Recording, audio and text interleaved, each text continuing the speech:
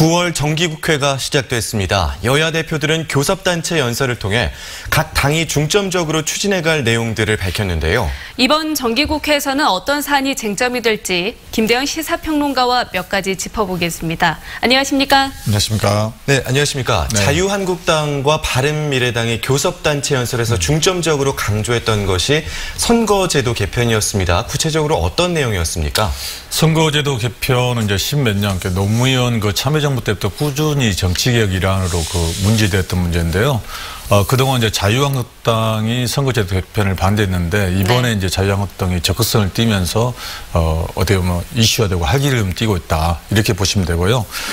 선거제도 같은 경우는 이제 이번에 지방선거가 있었지 않습니까? 네. 지방선거 때 보면은 더불어민주당이 전체 득표가 50% 조금 넘었어요.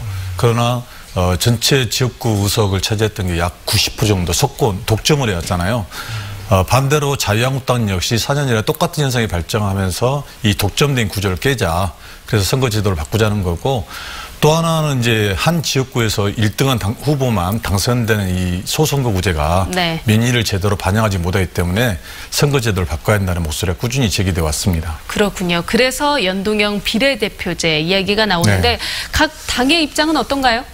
일단 연동형 비례대표 같은 경우는 이게 비례대표제는 들어보셨을 거예요. 네. 그러니까 지역구 사람에게 투표하는 게 아니라 자신들이 지지하는 정당에 투표를 하고 그 정당이 받은 득표율만큼 의석수를 나눈 건데, 그렇죠. 연동형이라는 것은 뭐냐면 현재 지역구 의석을 놔두고 지역구를 놔두고 비례대표와 지역구를 같이 간 거거든요. 예. 물론 이제 현재 2004년부터 우리나라나 일본 같은 경우는 병립형 선거제도라 해서 이렇게 가고 있습니다. 네. 근데 연동형 같은 경우는 비례의석을 늘리라는 거거든요.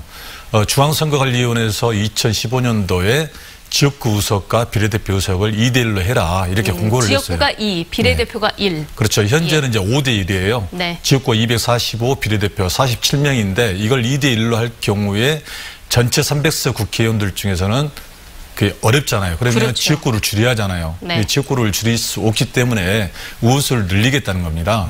우원수를 늘리게 되면 국민들이 또 반대할 거 아니에요. 그렇죠. 전체 파이가 커지니까. 그래서 국회의원들 세비는 동결한 상태에서 총회 임금제로 가고 그 속에서 국회 의석수만 약 50에서 60석 늘리겠다 이렇게 되는 겁니다. 그렇군요. 네. 그리고 이번에 선거제도 개편과 함께 권력구조를 개편하는 개헌 이야기도 나오고 있습니다. 지난번에 문재인 대통령이 발의했던 개헌안은 무산된 바 있는데요. 연내 개헌론 유효하다, 가능하다라고 보십니까? 그러니까 이제 총론으로 보면 개헌에는 찬성을 해요. 그러나 이제 자유한국당이나 더불어민주당이나 각자의 속내가 틀립니다.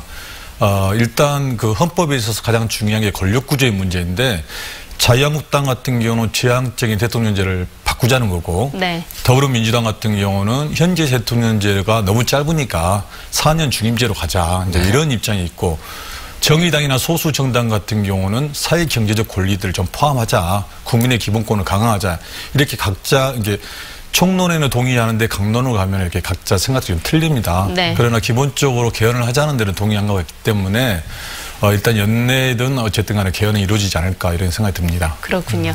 이번 교섭단체 연설에서 이 논란이 됐었던 게 자유한국당이 주장을 했습니다. 이른바 출산 주도 성장 정책이었습니다. 여기에 대해서는 어떻게 보십니까?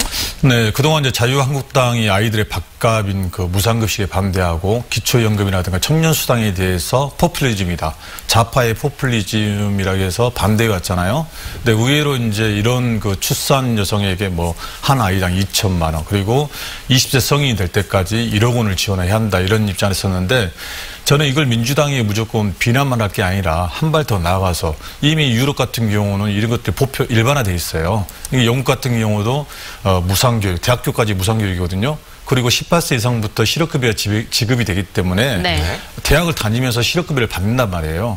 그러니까 최저 출산의 문제는 우리가 13년 전부터 지금까지 153조를 쏟아붓고도 오히려 더 떨어지는 현상이 지금 발생하고 있잖아요. 그래서 이 문제는 어떻게 보면 일자리 문제, 그리고 결혼해서 살 수 있는 집값의 부동산의 문제, 이게 연동돼 있단 말이에요.